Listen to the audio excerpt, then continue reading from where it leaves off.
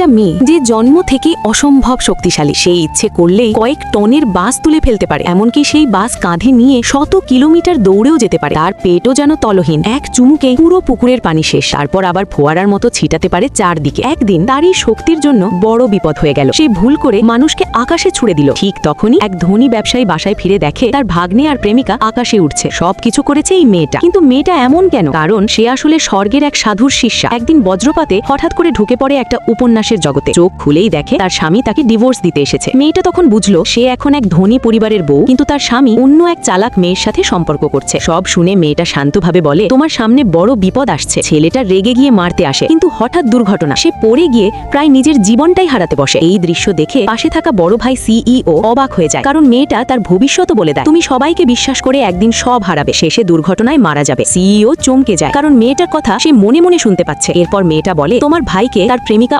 অনেকবার ঠকাচ্ছে। প্রমাণ করতে ফোন দিলে ওপাশে শোনা যায় অন্য পুরুষের কণ্ঠ। ছেলেটা সঙ্গে সঙ্গে অজ্ঞান। সিইও তখন বোঝে এই মেয়ে সাধারণ না। সে মেয়েটাকে বাসায় নিয়ে যায়, কিন্তু পরিবারের সবাই মেয়েটাকে ঘৃণা করে, কারণ আগে থেকেই তার বিরুদ্ধে মিথ্যা কথা ছড়ানো হয়েছিল। কিন্তু মেয়েটা ভিতরে ভিতরে সব দেখে ফেলে। এই পরিবারের সবার ভয়ঙ্কর ভবিষ্যৎ আছে। মা মারা যাবে, ছেলে জেলে যাবে, স্বামী অন্য কারো সাথে পালাবে। সব শুনে সিইও আরো অবাক। তারপর একটা পার্টিতে যাওয়ার জন্য মেয়েটাকে টাকা দিয়ে রাজি করায়। পার্টিতে যাওয়ার আগে খারাপ মেয়ে সিঁড়িতে তেল ঢেলে দেয়। মেয়েটা পড়ে যায়। সবাই ভাবে শেষ, কিন্তু না, সে ঠিকই উঠে দাঁড়ায়। তারপর বলে, ওপরে যে ঝাঁঝবাতি আছে সেটা পড়ে যাবে। সবাই হাসে, বিশ্বাস করে না। কিন্তু কয়েক সেকেন্ড পর 3, 2, 1 ভ্যাং, ঝাড়বাতি পড়ে যায়। সবাই স্তব্ধ। এখন প্রশ্ন, এই মেয়েটা কি সত্যিই ভবিষ্যৎ বদলাতে পারবে?